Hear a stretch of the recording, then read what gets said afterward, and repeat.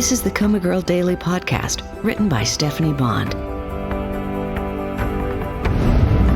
December 23rd, Friday. The door burst open and Jonas Sue skidded into the room. "Karen?" He rushed to her bed. "Karen? Mr. Sue?" He turned his head and glanced at me. Shocked, I assumed, to find someone in the coma ward talking. "My name is Marigold.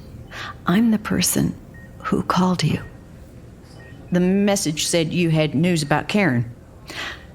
"I said I wanted to talk to you about Karen. I didn't mean to alarm you." He looked confused. "How do you know about Karen?" "I don't, actually, except for lying in this bed for the past 6 months. I'd like to help you and Karen. What I'm going to tell you might sound a little strange, but please, bear with me." "I'm listening," he said. "A few months ago, I overheard a conversation you had with Karen about some work you'd done around the yard. In particular, you mentioned a pear tree. You'd had to take it down." "I remember."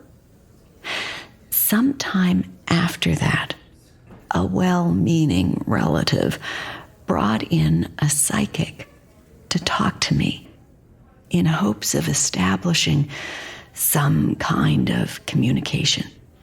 That was a big fail. But on the way out of the room, the psychic said Karen was calling to her.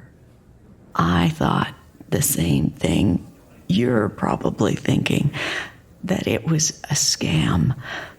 The psychic wrote down a message from Karen, and it was to you. It said something to the effect of, 'I never liked that pear tree.'" Jonas looked confused. There were 3 people privy to that conversation, and 2 of us were in a coma. So the only way the psychic could have known about the pear tree is if you told her. "I didn't," he said. "But why didn't I get the message?" "Someone tossed it in the garbage before you could see it. So when I woke up and could communicate, I asked the psychic to come back and talk to Karen." I extended a sheath of 10 sheets of paper. This is what she transcribed. Jonas crossed to my side of the room, and when he reached for the papers, his hand shook. As he began to read, he gasped and made noises of exclamation. "This is impossible. This is incredible. No one could know this information except me and Karen." He looked up at me. "She's in there. She's in there and can hear me." I nodded, smiling. "I know, but you're going to have to help convince the doctors.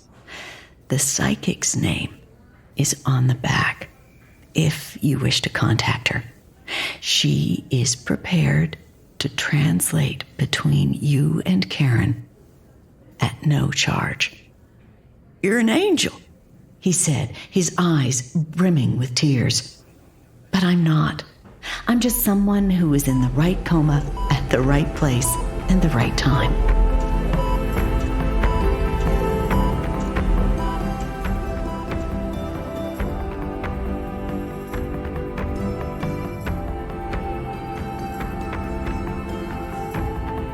Hello, this is Stephanie again.